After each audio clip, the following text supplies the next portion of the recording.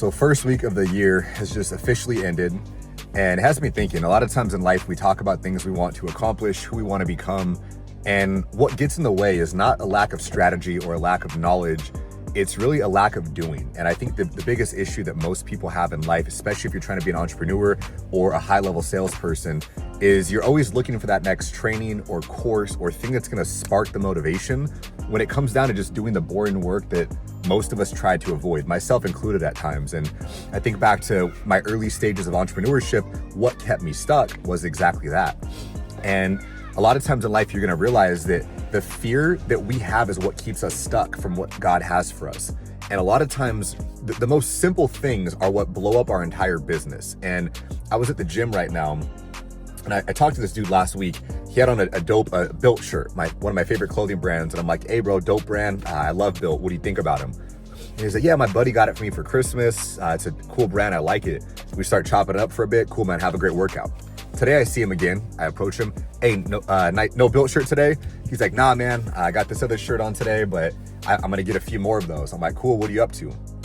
I start just chopping it up. He's like, do you come here on Sundays usually at this time at the gym? I was like, nah, bro, you know what? Sometimes I'll go to San Diego, go down to church. So I'm usually not even at the gym at all on a Sunday. Start talking, and he's like, yeah, so I'm actually here from Florida. I'm living here temporarily. Oh, sweet. What do you do? Turns out that he ran a huge pest control business, and now he's here building and scaling another pest control business, being consulted and contracted to do it. And I'm like, dude, that's dope, man. We do insurance. Like, a lot of the same business model would be applicable here. And he's like, you know what, man? I've always thought about insurance. Like, let's talk, let's chop it up. And I built that connection just by speaking and talking. A lot of times we hear things like always be closing, but in fact, we should always be talking. You don't always need to be closing per se. Sometimes a talk is just a talk.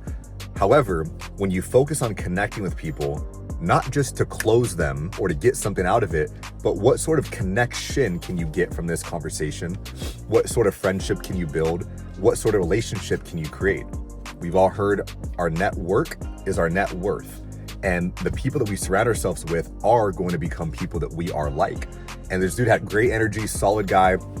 So we're going to meet up for coffee this week and chop it up and see if there's a combination we can do in the business sector to make each other a lot of money. And you never know who you're going to meet, but you're not going to meet people if you're in a very low vibrational state. If you wake up and you're upset, you're angry, think about it. Fear, anger, doubt, disbelief, it attracts more of that same thing. You're going to find people that are just like that.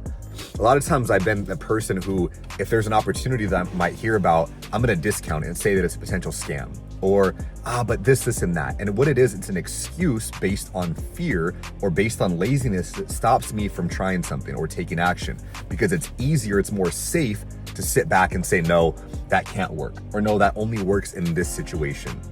And what it is, simply, it's a protection mechanism for preservation. So we don't get hurt, we don't get let down, we don't lose money, we don't waste time, etc. But there's a quote, it says that a ship is safe in the harbor, but that's not what a ship was created for. So my question for you is, how many different situations are you using that protection mechanism to keep you safe when you should be going out and taking territory? You should be trying new things. Because if your only goal is safety and security, you're not going to get anywhere. With no risk, you're going to have no story. I have literally right here tattooed, because I believe in it, take chances. I believe in life, you have to be willing to take a chance. Whether it's when I was 22 years old and I decided to book a one-way trip to Hawaii with no money saved up. I lived there for 2 years, turned out to be one of the best experiences of my life. Or whether it's starting the business that I'm in now, where I had to go into a ton of credit card debt, sacrifice my dream car, have eviction notices on my door to be able to be driving this Mercedes AMG GT53. And it's a stepping stone to where I want to be. And it's not always going to be material things that you accomplish in life, but what I pride myself on the most is the relationship that I have with God, number one. Number two, it's going to be my ability to stick with the situation even when it's tough. I'll be honest, I've always been someone, when things got tough, I would quit. When a relationship got hard, I would leave. When family conversations got uncomfortable, I'd back away from them. When business or work didn't go the way that I wanted it to, I'd look for the next job. And when you're a runner, you're never going to fully experience the beauty and the fruit of having your roots planted in something. Imagine a tree and you plant a seed. Right when it sprouts, if it's not going how you want to, you yank up the roots and you put it somewhere else. You can keep doing that over and over again, but the person that lets one tree sit there, gives it proper soil, proper water, is gonna see that thing blossom and be able to enjoy the fruits of that labor. So in life, you have to ask yourself, am I doing the things necessary now to eat from the fruit later? If you don't have the fruit in life that you want, whether it's in your relationships, in your business partnerships, with your finances, with your health and fitness, you have to be doing the things now that you don't want to do oftentimes to get to where you want to be. And if you get so caught up in the current situation that you're in, you're not going to be able to see the end destination that God has for you. Too many people, they see that tunnel without seeing the end light. And if you just see that tunnel, it's going to be dark, it's going to be scary, it's going to be cold, you're not going to want to move. And here is the issue, guys. When you lose the ability to hope, you lose all potential for a future ahead. When you lose the ability to hope for something new, because oftentimes when people go hopeless, that's when things start to really just crash down and they have no other thing that they're going to be able to build from. They have nothing. When you lose hope, that's one of the worst things to lose. Because if you don't have hope, you have nothing. There was a scripture at church today. It says, we weren't made for glory. We're just giving it back to where it belongs, which is God. And you're never behind the curve if you still have faith.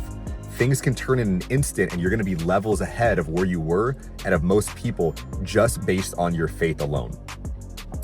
Also today, we talked about the importance of decision making.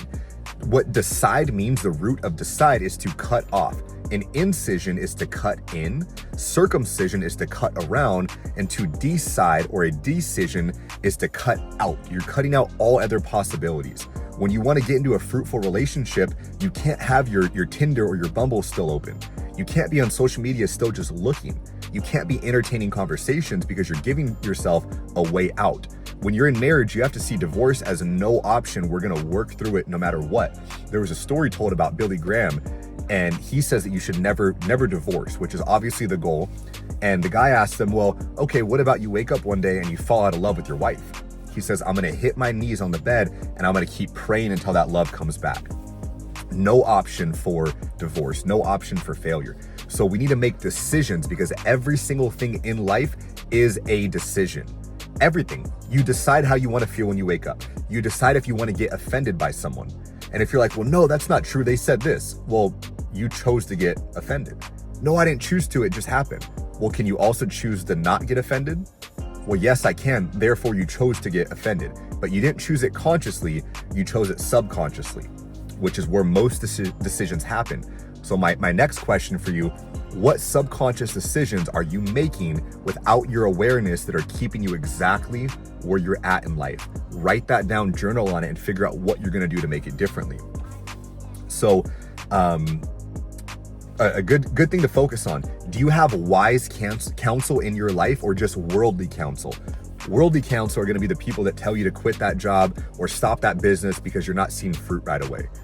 Leave your partner because there's so many other people out there. You have to know when to plant your roots down into something and allow yourself to build with people around you. We're meant to do life together in community.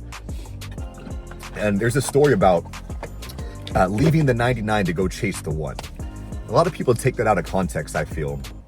And they think that, yes, that God would leave the 99 and just go be with that one person who's a lone wolf, just going out on their own, the sheep. But what he's doing, his pursuit is to create unity again, to make the one added to the 99 back a part of the 100. Not just to go after the one and stay with it, but no, to bring it back into unity. Because those boundaries that you set around yourself are going to be what keeps you either stuck or that allows you to propel to the next level. If you have a boundary that you're not going to take any risk in life, you're not going to take any chances, you're not going to go out and meet new people and make conversations, it's going to be hard for you to find a girlfriend or boyfriend. It's going to be hard for you to meet new business partnerships or find new opportunities. A lot of times we make these subconscious agreements with ourselves that keep us stuck.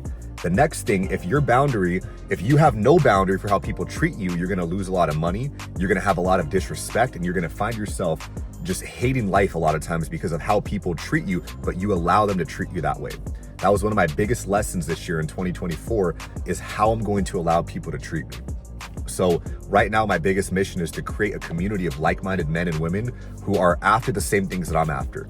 You enjoy following God, you enjoy having amazing cars, you enjoy leveling up your fitness, your financial area, every single thing you have a pursuit for growth and you want to develop in.